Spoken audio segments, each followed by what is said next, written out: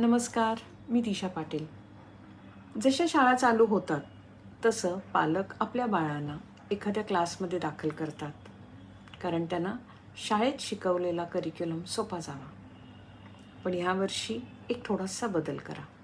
तुम्ही क्लास शोधत असताना त्याच क्लासमध्ये तुमच्या बाळाला कॉम्पिटिटिव्ह एक्झामिनेशन्सची तयारी करून घेतली जाते का, याचाही थोडासा विचार करा. पालक हो, जागे व्हा. कारण 12वी नंतरच्या सर्व परीक्षांना सामोरं जात असताना तुमच्या मुलांमध्ये तो कॉन्फिडन्स हवा आहे.